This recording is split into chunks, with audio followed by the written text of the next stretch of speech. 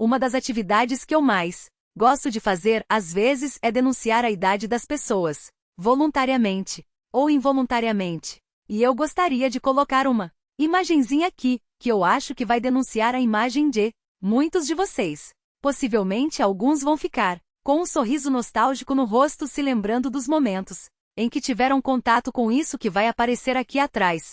Vitor, por favor, projete a imagem. Vocês se lembram disso? Quem se lembra? Levanta a mão só para eu ver. Ah, bastante. Então, as pessoas que lembram provavelmente nasceram antes da década de 80. Acabaram de denunciar a idade de vocês agora. Mas esse joguinho era chamado Keystone Capers, acho que é assim a pronúncia do famoso videogame Atari. Até eu já joguei um Atari quanto, mas as pessoas já mais velhas que eu. E esse joguinho, que popularmente ficou conhecido como Polícia e Ladrão, era um jogo que basicamente era isso. Um policial correndo atrás de um ladrão dentro de um shopping.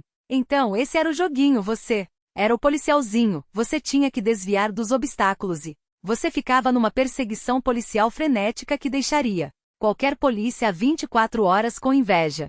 Qualquer documentário a respeito de perseguição policial ficaria abalado com esse joguinho. Aí porque você tinha que ir lá percorrer todos os andares do shopping para conseguir finalmente capturar o ladrãozinho ali, Keystone Capers, de 1983. Uma frenética perseguição policial. Obrigado, Vitor. Pode tirar. E por que eu coloquei essa imagem aqui? Porque o que acontece agora no relato de Jonas é uma frenética perseguição. Deus agora está perseguindo Jonas. Lembre-se que Jonas fugiu. Deus deu uma tarefa para Jonas. Jonas não atendeu ao chamado de Deus, não atendeu a tarefa que Deus deu a ele, e então ele foge para Tarsis. Ele vai até o porto, ele embarca ali no barquinho, e ele vai tranquilamente fugir do Senhor, ou pelo menos ele pensa que será tranquilamente. Porque agora, assim como no Keystone Capers, o policial corre atrás do bandido, do ladrãozinho, Deus agora corre atrás do profeta. Fujão.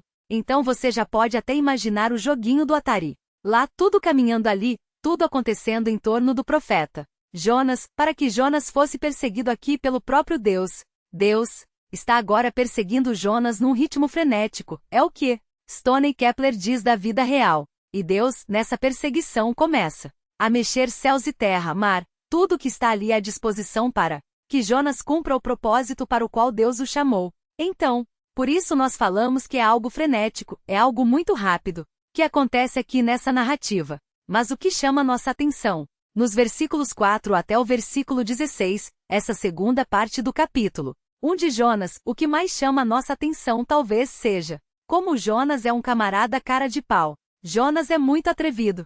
Ele chega a ser cínico até. Você olha as respostas que Jonas dá, é de um cinismo sem tamanho. Não é possível que um homem barbado como Jonas, servo de Deus, pudesse dar uma resposta como essa. Por quê? É alguém que parece que não tem consciência daquilo que está falando.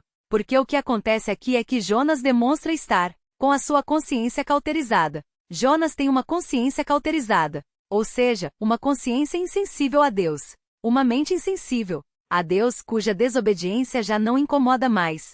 Jonas está desobedecendo a Deus, mas isso não incomoda, a ponto dele fazer o que faz aqui nos versículos que estudaremos e ao ponto dele conseguir até mesmo dormir, em meio a todo aquele caos que acontecia, ao ponto de ele dar uma resposta com toda convicção e tranquilidade, sendo que a resposta que ele dá condena a posição dele próprio. Ou seja, Jonas tem uma mente cauterizada no nível assustador aqui, e o fato disso ter acontecido com Jonas, que era um servo de Deus, faz pensar que isso pode acontecer conosco também. Nós, como servos de Deus, podemos ter uma consciência cauterizada, uma consciência insensível às verdades de Deus, uma consciência que não se atenta aos comandos de Deus. Por isso eu quero mostrar para os irmãos 2 sintomas de uma consciência cauterizada. Eu quero que você se avalie se a sua consciência se enquadra nesse relato aqui de Jonas, em 2 sintomas de uma consciência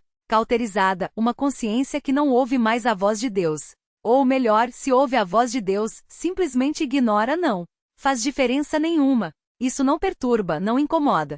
Mas Jonas, isso é uma mente cauterizada. E pode ser que a sua mente esteja próxima aqui, a sua consciência esteja próxima da consciência de nós.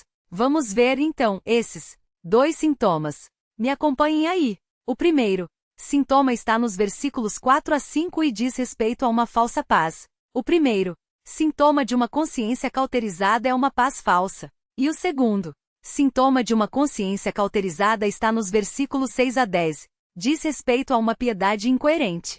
Falsa paz e piedade incoerente são 2 traços, 2 sintomas de uma mente cauterizada. Se você, ao longo dessa exposição, olhar para a sua consciência e perceber que a sua consciência desfruta de uma falsa paz e de uma piedade incoerente, você está no mesmo patamar de Jonas e, portanto, você está insensível à voz de Deus. Você está insensível aos comandos de Deus. Mas vamos ver os versículos 4 e 5, onde nós temos, então, esse primeiro sintoma de uma consciência cauterizada, que é a falsa paz. Veja aí o que diz o versículo 4. Mas o Senhor lançou sobre o mar um forte vento, e fez-se no mar uma grande tempestade e o navio estava a ponto de se despedaçar. Nós percebemos a partir de agora, se os irmãos observarem os agentes de Deus em movimento obedecendo prontamente ao seu comando, o mar obedece ao comando de Deus.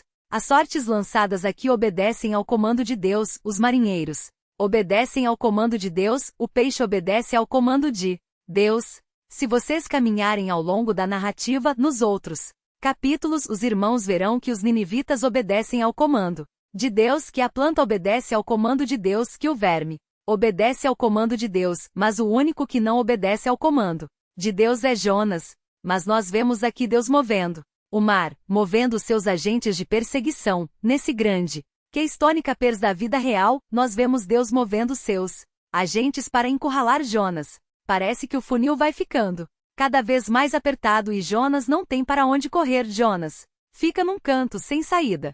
E Deus vai deixando esse canto cada vez mais apertado. E no versículo 4 nós vemos Deus enviando uma grande tempestade sobre o mar. Charles Spurgeon, comentando sobre essa passagem, ele diz o seguinte: o Onipotente, se referindo a Deus, o Onipotente, o Todo-Poderoso, tem servos em todo lugar. Deus nunca sofre de falta de agentes para prender seus fugitivos na execução dos seus desígnios. O Senhor nunca fica com as mãos vazias. Nunca fica sem servos prontos a obedecer. Nunca fica sem servos disponíveis para obedecê-lo prontamente. Nunca. Quando o homem não obedece, o mar obedece. Se o mar não é suficiente, Deus tem os céus ao seu dispor para enviar a tempestade.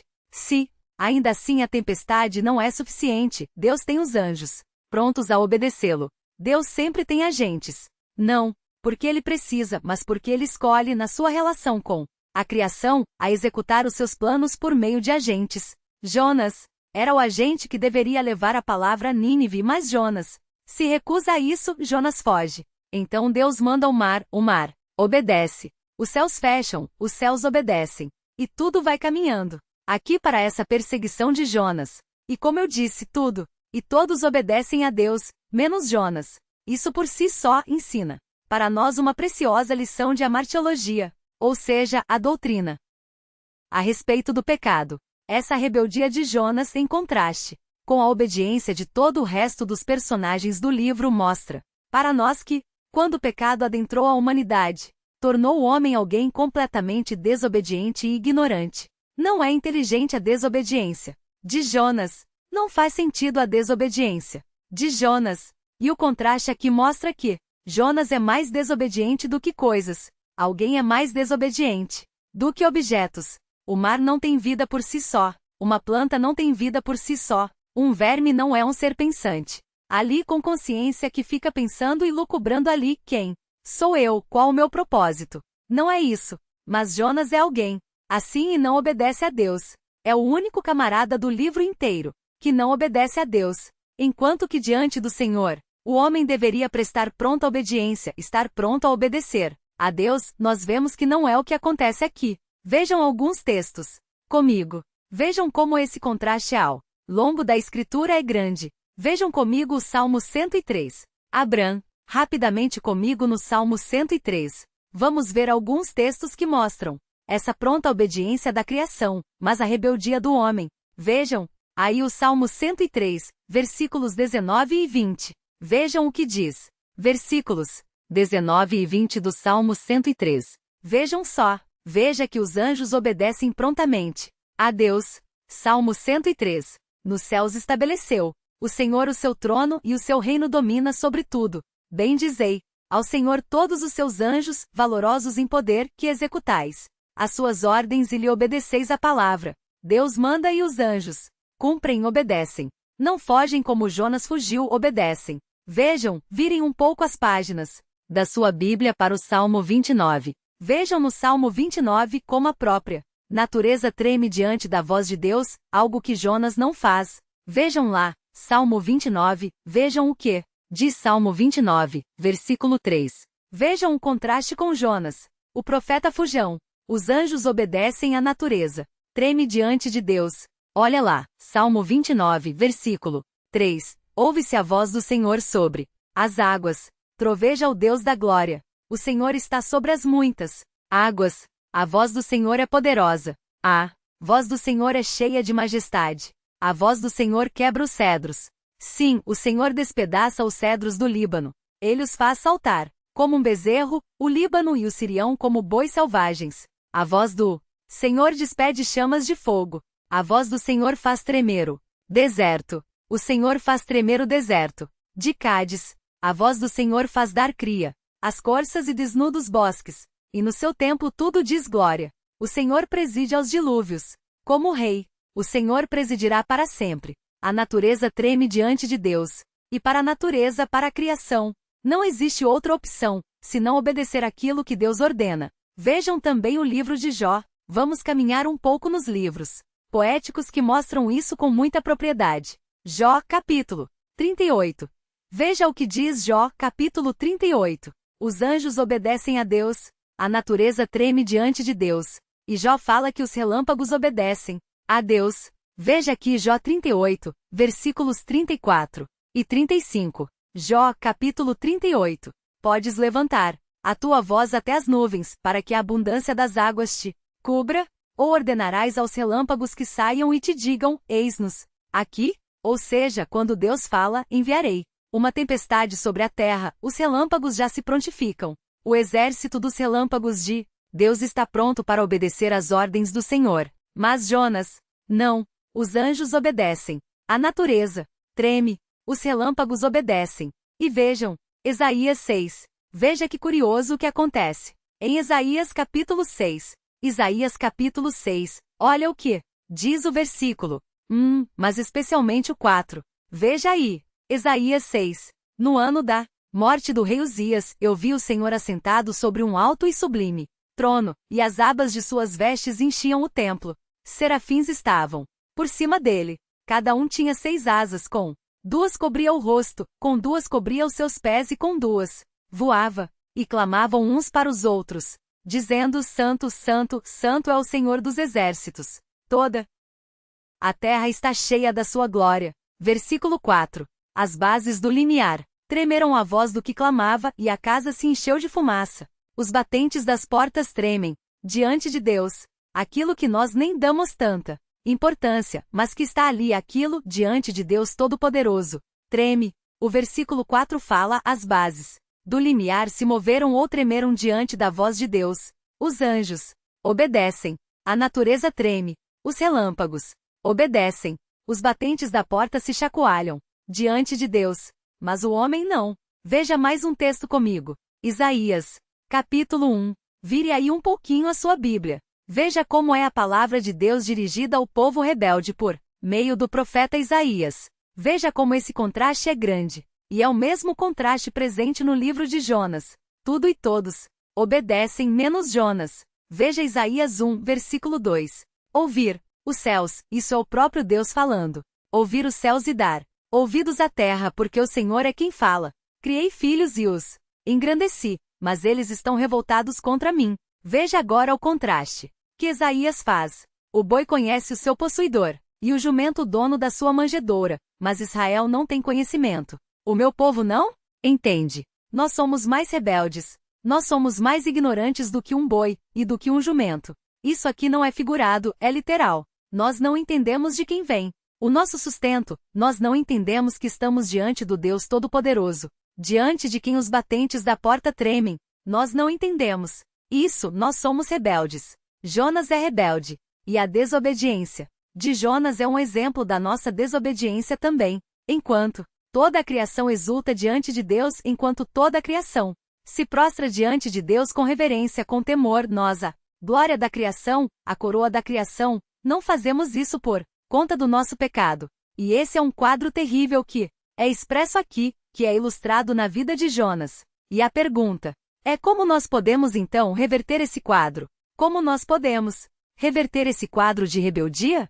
Como nós podemos sair dessa situação? O apóstolo Paulo responde isso em Romanos capítulo 1. Vá lá comigo também. Romanos capítulo 1. Veja como o apóstolo Paulo lida com essa verdade em Romanos capítulo 1. É possível reverter esse quadro de desobediência.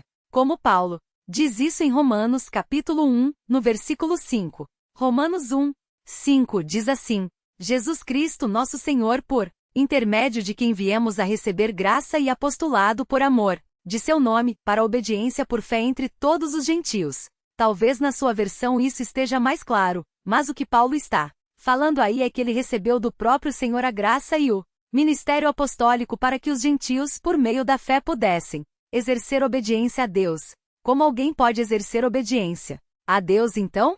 Por meio da obra de Cristo, por meio da fé. Não há como obedecer a Deus se não for por meio da fé. Não há como. É impossível isso acontecer. Não há jeito. Nós olhamos para o Jonas desobediente e nós falamos: como eu posso obedecer a Deus? Como eu posso ser diferente de Jonas? Por meio da fé. Fé em quem? Fé no Filho. Fé em Jesus Cristo, aquele que nos redime, aquele que tira a nossa condenação, aquele que nos regenera, que nos faz novas pessoas. E agora, com uma nova natureza, nós podemos então obedecer a Deus, ao Deus cujos anjos obedecem, ao Deus cujos batentes das portas tremem, ao Deus cuja natureza treme, ao Deus cujos relâmpagos prontamente estão ali esperando para cumprir as suas ordens por meio da fé. Sem a fé nós não podemos obedecer a Deus. É isso que Paulo fala aqui para a obediência pela fé ou obediência por fé. Mas volte para Jonas. Nós estamos falando de uma falsa paz. E nós já começamos a perceber qual vai ser o tom dessa perseguição. Deus está movendo céus e terra para perseguir Jonas. E a coisa está ficando feia. Literalmente o tempo fechou para Jonas. Agora, no versículo 5, nós vemos como essa perseguição continua. Porque nós temos aqui agora outros agentes, outros personagens que aparecem na narrativa. Veja lá, versículo 4. Mas o Senhor lançou sobre o mar um forte vento, e fez-se no mar uma grande tempestade, e o navio estava a ponto de se despedaçar. Então os marinheiros, cheios de medo, clamavam cada um ao seu Deus e lançavam ao mar a carga que estava no navio, para o aliviarem do peso dela. Vejam que a reação dos marinheiros aqui é o mais natural possível. Se você estiver numa situação dessa, você vai ficar desesperado também. E notem que eles são marinheiros experientes. Possivelmente nós estamos falando aqui dos fenícios, pessoas que conheciam de navegação, pessoas que conheciam do mar, pessoas que sabiam do que estavam fazendo ali. E eles, essas pessoas experimentadas, ficaram com medo. Eles, essas pessoas aqui que conheciam do mar, olharam para aquela tempestade e começaram a ver que a coisa estava tomando um vulto muito grande. Então eles, além de jogar a carga no mar, a fim de que o barco ficasse mais leve e, portanto, não virasse, eles começam cada um a aclamar o seu Deus. É nessa hora que não existe ateu. Nessa hora, a hora que o avião está caindo, que o barco está afundando, meu irmão, o ateu clama a Deus da Jeová, lá, o que vier é na cabeça dele. E é o que esses marinheiros fazem aqui. Eles não querem morrer. É instintivo isso. Nós olhamos para o comportamento deles e nós falamos: poxa, é o mais natural. É o que qualquer pessoa nessa circunstância faria. Mas onde está Jonas? Pinte a cena na sua cabeça. Você vê os marinheiros lá jogando as coisas no mar. Você vê os marinheiros lá preocupados, orando a Deus, e você procura aquele. Como chama aquele quadrinho? Onde está o Oli, né? Você olha no meio daquele caos. Onde está o Jonas? Onde está o Jonas? Tirando uma soneca, fazendo o cochilinho da tarde. A sonequinha da tarde ali, depois de tomar o seu leitinho. Chegou, entrou no barco, pagou sua passagem. Agora eu vou tirar um cochilinho. Enquanto isso, o caos acontecendo ao seu redor. O caos Então, nós percebemos aqui que habilmente o livro de Jonas mostra para nós um contraste entre o comportamento dos marinheiros e o comportamento de Jonas. O que esse livro quer nos dizer é que o comportamento de Jonas não é normal. Essa paz que Jonas tem não é uma paz normal, e o desespero dos marinheiros é um desespero normal. É esperado que isso aconteça. Então nós temos aqui um contraste, um quadro com cores muito contrastantes, sendo desenhado, enquanto todos estavam desesperados. Por sua vida, Jonas estava nos braços de Morfeu, dormindo tranquilamente, como se não houvesse amanhã. Eu estou aqui tranquilo. Ajeitava o seu travesseiro, até um barulhinho de chuva gostoso. Nossa, que delícia! E dormindo ali tranquilamente. Mas isso é o sintoma de uma consciência cauterizada, porque Jonas não deveria estar em paz. Por isso nós estamos falando que o primeiro sintoma de uma consciência cauterizada é uma falsa paz. Jonas não deveria estar dormindo tranquilamente como ele está aqui. Essa paz que Jonas está sentindo é um sintoma de uma consciência cauterizada. Veja, Jonas não está dormindo, porque ele confiava em Deus. Com Cristo no barco tudo vai muito bem. Não, não é isso. Não é por conta disso que Jonas está dormindo. Jonas não está dormindo porque ele pagou para os melhores marinheiros o levarem até Tarsis. Não é por conta disso. Jonas está dormindo porque ele é cara de pau. Jonas está dormindo simplesmente porque ele é cínico, porque ele não liga para as consequências da sua desobediência. Para ele está tudo bem, está tudo tranquilo. Eu desobedeci a Deus, eu tentei fugir do Senhor, mas não tem problema nenhum, eu vou dormir aqui. Não é um sono, fruto de confiança, fruto de serenidade, fruto de alguém que sabe que Deus está no controle das coisas. É o contrário. É o sono de alguém descarado. É o sono de alguém desavergonhado. Uma pessoa que esqueceu que está desobedecendo ao próprio Deus. Agora, antes de atacarmos as pedras, talvez você já esteja com sua pedra na mão, pronta para atacar em Jonas. Eu acho que esse é um perigo, do qual eu e você podemos muito bem participar. Nós podemos ser tão caras de pau como Jonas. Nós podemos ter uma desobediência cínica como Jonas. Nós podemos dormir tranquilamente, repousar ali sem problema nenhum, mas de maneira completamente desobediente a Deus. Nós podemos crer nesse erro. É por isso que nós estamos falando aqui que você, assim como Jonas, pode ter uma consciência cauterizada também. E como é que essa falsa paz entra na nossa mente? Toma conta dos nossos pensamentos. E como é que essa falsa paz entrou na mente de Jonas? Como que isso acontece? Bom, quando nós olhamos para a Escritura, parece que a nossa mente começa a ser cauterizada. Nós começamos a desfrutar dessa falsa paz quando nós, dentre outras coisas, mas especialmente quando nós praticamos o mesmo pecado por muito tempo. Nós ficamos naquele pecado. Nós permanecemos nesse pecado ao longo de anos, meses, anos, décadas, e nós ficamos nesse pecado ali. E nós ficamos nesse pecado durante tanto tempo que chega uma hora que a exortação da Escritura já não nos incomoda mais. Que nós lemos a Bíblia, e a Bíblia fala que aquilo que nós estamos fazendo é pecado, mas aquilo já não nos incomoda mais. As pessoas chegam para nós para nos exortar, e aquilo já não nos incomoda mais. Aquilo já não tira nosso sono. Aquilo já não mexe com a nossa consciência. Aquilo já não mexe mais com a nossa mente. Já não nos incomoda, está tudo bem. Nós podemos, como Jonas, dormir, mesmo praticando e vivendo naquele pecado durante muito tempo. Essa talvez seja a terminologia que a Bíblia usa quando fala de apagar o espírito em 1 Tessalonicenses. Talvez essa seja uma das implicações possíveis de apagar o espírito. Quando nós abafamos a ação do Espírito Santo dentro de nós. Quando o Espírito Santo nos acusa de determinado pecado falando, isso que você fez não agrada a Deus, e nós falamos não, não, não. Calma. A prática do pecado vai fazendo com que a voz do Espírito Santo seja abafada. Então nós dormimos tranquilamente. E aí na nossa mente nós falamos algumas coisas.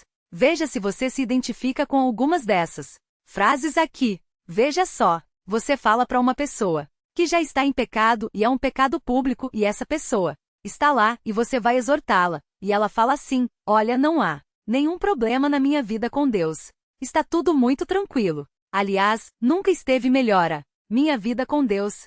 Já ouviram isso? Já falaram isso? Ou ainda, olha, eu sei que você Veio me exortar, muito obrigado, mas eu deito a minha cabeça no travesseiro todas as noites e eu durmo feito um bebê. E a pessoa fala isso com um certo ar de piedade, não é? Você fala, nossa, essa pessoa então realmente, parece que para ela isso não é pecado. Não é que aquilo deixou de ser pecado. É que a consciência dela já está cauterizada. Ela desfruta agora de uma falsa paz. Há uma tempestade lá fora. E a pessoa sabe dessa tempestade. Mas ela simplesmente põe os seus tampões e ignora essa tempestade. Semestre passado, eu tive um problema muito sério no meu quarto de seminário. Queridos, imagine uma república com 8 homens para um quarto. E são homens grandes, homens um pouco mais velhos, não são adolescentes. E qual é o problema de homens grandes? Quando vão ficando mais velhos, especialmente na hora de dormir, qual é o problema? O ronco. E eu não sei porque eu desenvolvi uma sensibilidade muito grande ao ronco. Eu não consigo dormir. Se alguém ronca, eu não consigo dormir. E eu, no meio desse caos todo que é a república ali no seminário, de um semestre para o outro, eu pedi para trocar de quarto. Eu falei, olha, realmente não dá para eu dormir aqui isso. Está prejudicando o meu sono, eu estou acordando quebrado. Estou acordando cansado, não dá para eu dormir mesmo com tampão de ouvido, eu não consigo dormir. Eu coloco lá o meu tampão. Falta só colocar que é de aeroporto para dormir. E eu não consigo dormir. Então eu falei, preciso mudar de quarto. Me trocaram de quarto. E eu fui feliz pro novo quarto. Falei, uau, agora sim eu vou conseguir dormir. E eu me ajeitei lá no meu travesseiro, pronto para dormir com o meu tampão de ouvido por garantia. E então eu estava desfrutando de uma falsa paz. Sabe por quê? Porque um começou a roncar. Eu falei, não, daqui a pouco. Ele para. Dali a pouco, o outro começou a roncar. Aí eu comecei a ficar bravo. Taquei o travesseirinho. Aí daqui a pouco, o que estava em cima de mim começou a roncar. Eu falei, não, não pode ser verdade. Isso não pode ser. Chegou ao ponto de eu gritar no quarto, para ver se todo mundo acordava de uma vez para parar de roncar. Mas eu lá com o meu tampão de ouvido, eu não conseguia dormir, porque havia uma tempestade ao meu redor. Porém, eu conversei com o coordenador da parte dos dormitórios e falei, vamos fazer o seguinte, vamos colocar todo mundo que ronca no mesmo quarto. E fizeram isso. Colocaram todo mundo que ronca no mesmo quarto. Qual foi o resultado disso? Todos dormiram no quarto. O ronco de um não incomodava o outro. Por quê? Ouvidos cauterizados. Ouvidos cauterizados. O ronco não entra mais. Aliás, é uma disputa para ver quem ronca mais alto agora. Existe uma competição interna para ver quem ronca mais alto. Irmãos, eu não estou brincando. Às vezes a estrutura do prédio chacoalha. Você encosta na parede. Você vê o prédio chacoalhar. Mas quem está naquele quarto? O quarto do ronco não ouve o ronco do outro. Por quê? Porque tem os seus ouvidos cauterizados. Pode estar uma tempestade de roncos lá fora, mas aquelas pessoas não acordam. E o que Jonas faz aqui é ter uma mente cauterizada. Está acontecendo caos lá fora, mas naquele porão ele está com uma falsa paz. Para ele não tem nada acontecendo. Para ele está tudo em paz, está tudo em uma bonança tranquilamente. Uma falsa paz, fruto de uma consciência cauterizada. E além de ignorar a tempestade lá fora, o próximo passo na cauterização da mente, nesse processo de interiorizar essa falsa paz, é você começar a justificar o seu pecado. É você começar a falar assim, olha, veja, outras pessoas fizeram algo muito pior do que eu. Fizeram coisas muito piores do que eu. Eu mesmo já fiz coisas muito piores do que isso. Então, acho que essa minha preocupação aqui desse pecado que eu cometi nem é tão importante assim. Vamos deixar passar isso.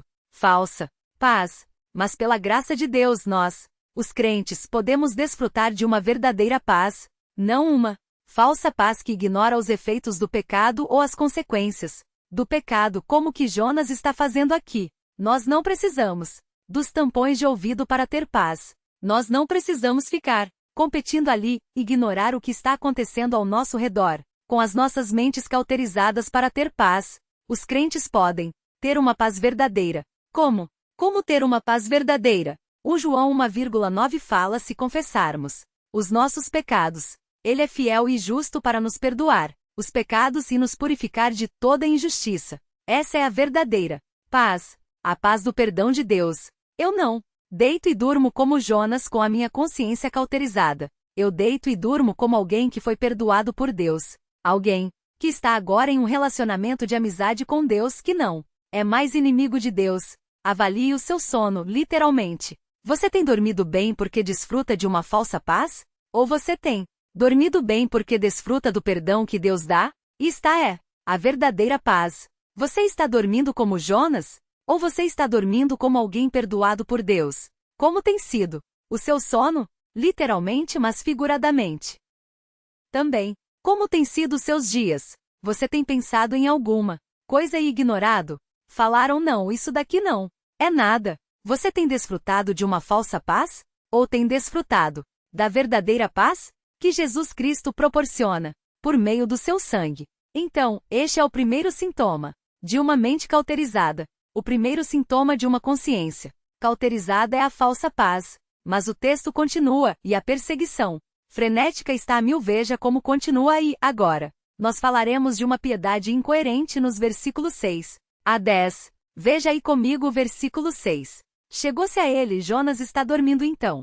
Chegou-se a ele o mestre do navio e ele disse: que se passa contigo agarrado no sono? Levanta-te e invoca o teu Deus. Talvez assim esse Deus se lembre de nós para que não pereçamos. Veja aqui o cúmulo do cúmulo do cúmulo do cúmulo. Um pagão chega para Jonas e fala: Jonas, você precisa orar. Chega a ser uma piada isso. Uma piada de péssimo gosto. Mas é o contraste que Jonas mostra para nós. É totalmente inusitado. Isso aqui. Os pagãos estão orando aos seus deuses, enquanto Jonas, que crê e serve ao Deus verdadeiro, está ignorando tudo aquilo que está acontecendo. Então o pagão chega lá e fala: ô amigo, por que você está dormindo? Olha o caos que está acontecendo lá fora, levanta aí, ora ao seu Deus aí, quem sabe ele vai nos ajudar. Mas esse toque, essa chamada, essa advertência do chefe do navio, que é um pagão, mostra para nós uma realidade triste de que muitas vezes os filhos de Deus podem ter um comportamento pior do que até mesmo os incrédulos.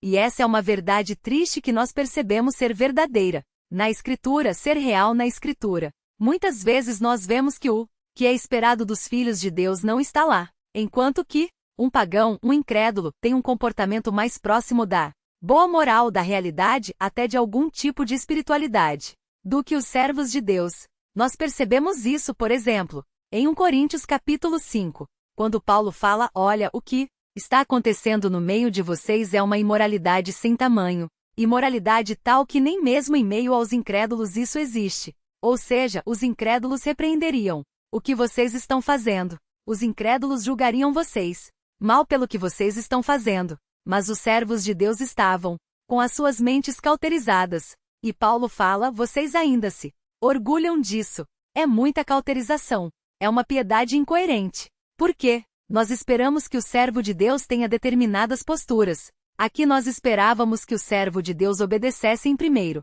lugar, depois que o servo de Deus orasse. Mas não é isso que Jonas faz. Jonas desobedece e Jonas simplesmente ignora o que está acontecendo ao nosso redor e não ora a Deus. Mas um pagão vai lá e faz isso. Isso é de uma incoerência sem tamanho vindo de um servo de Deus. E a perseguição continua. Veja só agora o que acontece. No versículo 7. E diziam uns aos outros: vinde, lancemos sortes, para que saibamos por causa de quem nos sobreveio este mal. Veja aqui, aqueles pagãos marinheiros perceberam que o que estava acontecendo não era uma tempestade normal. Não era algo que dava para ver. No clima-tempo não era algo que aparecia na previsão de tempo da Globo, era algo adverso. Era algo que não era normal. Não era comum ali. E então esses homens perceberam que tinha alguma coisa errada. E eles falaram: olha, vamos fazer o seguinte, vamos jogar as sortes aqui e ver quem é o responsável por esse caos todo que sobreveio este barco.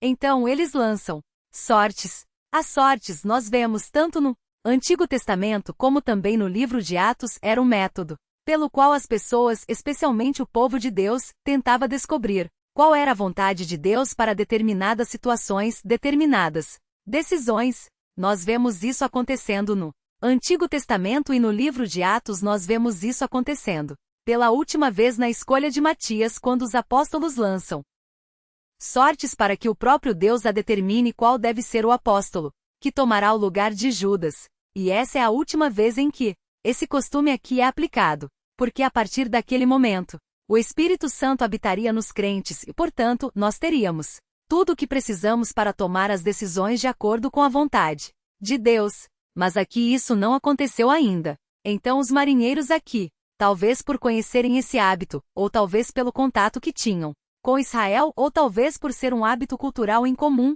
eles lançam sortes. Mas vejam o que diz Provérbios 16, 33. Abram lá rapidamente comigo Provérbios 16, 33. Vejam o que diz Provérbios 16, 33. Veja como Deus está encurralando Jonas. Veja como Deus está afunilando aqui a sua perseguição. Essa perseguição frenética. Provérbios 16, 33. A sorte-se lança no regaço, mas do Senhor procede toda decisão. Eles lançam as sortes. Mas quem controla aqueles objetos? Deus. E quem Deus está perseguindo? Jonas. Então a sorte cai sobre quem? Jonas. O texto fala, e a sorte caiu sobre Jonas. Veja, não era uma questão de loteria, não era uma questão de acaso, não era quem tirava o menor palitinho, não. Era o próprio Deus indicando. O culpado por isso daí é ele. Ele não me obedeceu. E Jonas se vê aqui num canto agora. Por quê? Descobriram. Finalmente descobriram quem era o culpado daquela tempestade sobrenatural. E agora os marinheiros interrogam Jonas. E aqui a cara de pau de Jonas fica mais evidente ainda. Veja como ele responde ao interrogatório. Versículo 8. Então lhe disseram, declara-nos agora por causa de quem nos sobreviveu este mal. Que ocupação é a tua? De onde vens? Qual a tua terra? E de que povo és tu? Então imagina aquela tempestade toda, e esses homens tentando saber quem era o culpado, e eles falam, olha, é o seguinte, a sorte quer sobre você, então agora você vai ter que falar, amigo. Fala aí de onde você vem, quem você é, o que você faz, porque tem alguma coisa errada contigo. E a resposta que Jonas dá deixa a gente de queixo caído, porque Jonas é totalmente incoerente aqui. Jonas é um cara de pau sem tamanho. Jonas é um cínico na sua resposta. Veja o que ele responde. Versículo 9. Ele lhes respondeu, sou hebreu. Ok. Ele é do povo dos hebreus até. Aí ok. E temo ao Senhor. Ah, piada. Isso é piada pronta. Você teme ao Senhor? Você? Se você teme ao Senhor, então, por que você fugiu? Por que você não obedeceu ao Senhor? Se você diz ter temor do Senhor, porque você está agindo desse jeito. E portanto, Deus está mandando toda essa tempestade aqui sobre nós? Por quê? E veja de novo o contraste. Olhe para o versículo 10. Veja o que diz o versículo 10. A respeito dos marinheiros. Jonas fala, eu temo a Deus. Mas, veja o que diz o versículo 10. Então os homens ficaram possuídos de grande temor. Quem é mais temeroso aqui? Quem tem maior temor aqui? Jonas ou os pagãos? Os pagãos. Uma piedade completamente incoerente não encaixa. Ele fala, eu temo a Deus, mas é mentira. E disso nós aprendemos que o temor ao Senhor não é algo que se expressa por palavras. Não é algo que você fala somente. Ah, eu temo a Deus. Legal. Isso é suficiente. Não. Não é. Vejam o que diz 1 Pedro, capítulo 1. Abram comigo. Em 1 Pedro, capítulo 1. Vamos caminhar em cima dessas verdades para que nós compreendamos o livro de Jonas à luz do Novo Testamento também. E nós apliquemos isso diretamente na nossa vida. Vejam o que diz 1 Pedro, capítulo 1, que mostra para nós que o temor a Deus não é medido só por palavras, mas em atitudes também. 1 Pedro, capítulo 1, versículo 14. Vejam só. Pedro diz como filhos da obediência, 1 Pedro 1, 14. Como filhos da obediência não vos amoldeis as paixões que tinhas anteriormente na vossa ignorância. Pelo contrário, segundo é santo aquele que vos chamou, tornai-vos santos também vós mesmos em todo o vosso procedimento, porque escrito está, sede santos, porque eu sou santo. Ora, se invocais como Pai aquele que, sem exceção de pessoas, julga segundo as obras de cada um, portai-vos com temor durante o período da vossa peregrinação. O temor é um traço do servo de Deus, e entenda temor aqui. Quando nós falamos de temor, muitas vezes os pregadores tentam amenizar o sentido de temor. Falam que temor na Escritura é uma reverência. É também uma reverência. Mas, por vezes a palavrinha temor vem associada a uma outra palavrinha, que é tremor. É uma reverência que não é só um respeito muito grande, mas é um certo medo também. Nós, como servos de Deus, precisamos ter medo do nosso Senhor. Medo que não nos paralisa, é claro, porque nós desfrutamos de um bom relacionamento com o nosso Deus por meio de Jesus Cristo. Mas um temor que lembra, opa, eu não estou me relacionando com qualquer um. Eu não estou aqui desfrutando de comunhão com qualquer um. Eu estou desfrutando da comunhão com Deus, que é o Criador dos céus e da terra. O Deus que manda a tempestade e o mar obedece. O Deus que manda que os anjos o obedeçam e os anjos cumprem isso. O Deus que manda que os relâmpagos fiquem prontos para a tempestade, os relâmpagos obedecem. É a esse Deus que eu estou servindo. Então há um medo, há um temor real no coração dos crentes. Não é por acaso que o livro de Provérbios fala que o temor do Senhor é o princípio da sabedoria. Você quer ter uma vida sábia à luz de Provérbios? Então o primeiro passo, tema ao Senhor, e os irmãos podem olhar depois. Em casa, pesquisem nas suas Bíblias digitais, hoje é muito fácil fazer isso. Pesquisem a palavra temor, e os irmãos verão que temor não é uma coisa abstrata. Temor é uma coisa muito prática. Temor é uma coisa que não fica só no coração. É uma coisa que se expressa em ações práticas, exatamente como Pedro fala aqui. Portai-vos com temor durante o tempo da vossa peregrinação, buscando a santidade e zelando por isso. Nós estamos falando de um Deus que merece todo o nosso temor e tremor e reverência. É desse Deus que nós estamos falando. Então, o que Jonas responde aqui é de uma incoerência sem tamanho, fruto de uma consciência cauterizada. Quando a pessoa tem consciência cauterizada, ela fala verdades que ela não aplica à sua vida. Ela fala coisas que ela não vive. É aquela pessoa que você vê no seu trabalho e ela fala que ela é crente, mas ela vive pior que um incrédulo. É aquela pessoa que fala que crê em Deus, que teme a Deus, mas chega na sexta, no sábado e no domingo, faz coisas que até os incrédulos duvidam. Essa pessoa não tem temor de Deus. Essa pessoa não leva Deus a sério. Isso é uma boa definição de piedade. Levar Deus a sério. Levar as coisas de Deus a sério. Essa pessoa não tem temor a Deus. Essa pessoa acha que Deus é um amigão, que Deus é alguém que está no mesmo nível da gente. Não é. Não é. E a resposta de Jonas mostra que ele estava com a sua mente cauterizada. Ele esqueceu o que é o temor do Senhor. Mas Jonas não para por aí. Ele piora a resposta dele. O livro de Jonas.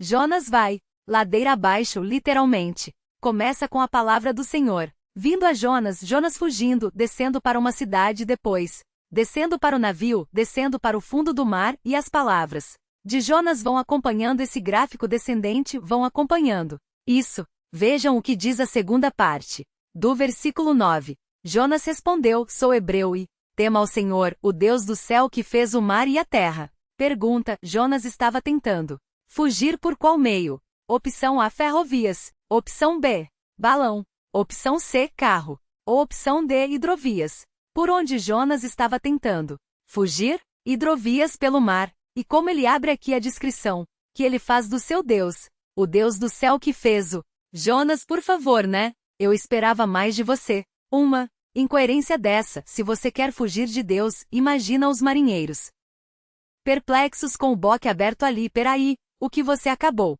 de falar? Você está fugindo do Deus que criou o mar, num barco. No mar? Não faz sentido isso que você está falando, porque a consciência cauterizada faz isso. Faz com que essas incoerências aflorem. Faz com que essas não compatibilidades apareçam. E é o que acontece aqui com Jonas. Ele fala: eu sirvo ao Deus que fez o mar, mas eu estou fugindo pelo mar. E essa resposta de Jonas aqui pode ser aplicada para nós no seguinte sentido: não tinha para onde Jonas fugir. Qualquer meio que Jonas tentasse usar para fugir de Deus, ele poderia falar: eu estou fugindo por meio da terra, mas Deus é o criador da terra. Eu estou fugindo de balão pelo ar, mas Deus é o criador do ar. Não tem para onde fugir. Essa é a verdade. Qualquer resposta de Jonas seria incoerente aqui. Não tem como. Mas nós muitas vezes tentamos fugir do Senhor no universo criado por Ele, por coisas que foram criadas por Ele. Nós tentamos nos afastar de Deus, fugir da presença de Deus, deixar Deus de fora de um universo que Ele mesmo criou, que é o que Jonas está fazendo. Aqui, Jonas acha que no mar ele vai conseguir fugir de Deus, mas surpresa, Deus criou o mar. E nós às vezes usamos desse subterfúgio tentando fugir de Deus por meio daquilo que o próprio Deus criou e portanto é dono. Vejam só, as pessoas tentam fugir de Deus muitas vezes por meio dos seus sentidos, buscando prazer a todo custo e deixando Deus de fora, ignorando Deus. Mas o que o Salmo 139 fala? Que Deus nos formou, ou seja, os meus sentidos, os prazeres corporais que Deus me dá, que eu tenho por ser feito de carne e osso, foi o próprio Deus que me deu. Eu não consigo fugir de Deus por meio disso. Eu não consigo me afastar de Deus de maneira satisfatória. Eu não consigo me afastar de Deus verdadeiramente. Eu não consigo viver verdadeiramente no espaço onde Deus não está quando eu tento fugir por meio dos meus sentidos, dos meus prazeres. Muitas pessoas falam: eu vou fugir de Deus utilizando do dinheiro. Quem é o dono do ouro e da prata? Deus. Não dá para fugir. Não dá. O Senhor está lá. E o Senhor manda tempestade nos nossos sentidos. O Senhor manda tempestade nos nossos prazeres. O Senhor manda tempestades dos nossos recursos. As pessoas falam: eu vou fugir de Deus usando a tecnologia. Aqui no meu celular, aqui no meu iPad, aqui no meu computador, eu consigo fugir de Deus. Mas, segundo a Escritura, quem dá o entendimento para que o homem possa construir tudo isso, toda essa tecnologia que nos cerca? Quem dá o entendimento? Deus. Não tem como eu fugir do Senhor. Não dá, não dá. No universo criado por Deus, não existe rota segura de fuga. Não existe. Num universo onde Deus é soberano e tudo que existe aqui foi criado por Ele e para Ele, não há rota de segurança para fugirmos de Deus. Não há como, não há. Só Deus controla tudo e cada milímetro. Cada elemento da criação está atendendo aos seus propósitos e obedece ao seu comando. Em nossas fugas do Senhor, nós tentamos nos esconder de Deus como Jonas, mas nós nos esquecemos que nós estamos tentando nos esconder de alguém que é simplesmente soberano e que controla toda a criação. Não fugimos pelo mar, não fugimos pela terra, não fugimos pelo ar. E nós falamos: eu sirvo ao Deus que criou a terra. Nós vemos Gênesis 1 e nós falamos: amém. Mas nós tentamos fugir do Deus de Gênesis 1. Isso é pura incoerência, fruto de uma mente cauterizada. 2 sintomas de uma mente cauterizada. Primeiro sintoma, uma falsa paz. Segundo sintoma, uma piedade incoerente. Alguém que diz que teme a Deus, mas não teme a Deus. O funil está apertando para Jonas. Jonas está ficando sem saída, cada vez mais. E hoje, depois que você ouvir essa mensagem, seja aqui, seja na internet, onde quer que for, o funil está apertando para você também. Pare de fugir do Senhor. Pare. Você não vai conseguir fugir de Deus. Não há escapatória. Talvez você tenha vindo aqui hoje e você esteja fugindo do Senhor, como Jonas. Talvez você seja um crente que esteja fugindo do Senhor. Talvez a sua mente esteja cauterizada. Talvez você fale assim: Nicolás, realmente eu desfruto de uma falsa paz e de uma piedade incoerente. Pare de fugir do Senhor. Confesse os seus pecados e desfrute de uma paz verdadeira. Entregue a sua vida a Cristo, caso você não seja um crente ainda, e desfrute dessa paz verdadeira.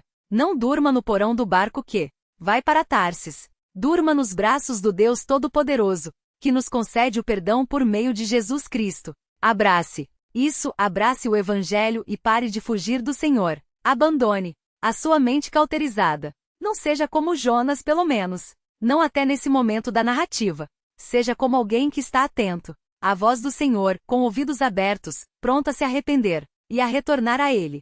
Vamos orar. Senhor, nós queremos pedir pela nossa vida, queremos pedir perdão em primeiro lugar, porque muitas vezes nós praticamos um pecado tantas vezes que a nossa consciência simplesmente se torna cauterizada, e nós nos tornamos insensíveis à voz do Teu Espírito, à voz da Tua Palavra, à voz da Tua Igreja. Pai, se há pecados descem na nossa vida, por favor, tira, Pai. Tira com a ação santificadora do Teu Espírito. Ajuda-nos a desenvolver uma percepção das Tuas verdades mais aguçadas. Que nós vivamos em coerência. Que nós vivamos em harmonia com aquilo que nós falamos crer. Que nós vivamos como verdadeiros servos do Deus que criou o céu, a terra e todo o universo, do qual nós não podemos fugir por via nenhuma, Pai. Ajuda-nos, por favor. Tira de nós essa mente cauterizada. Quebra essa mente cauterizada.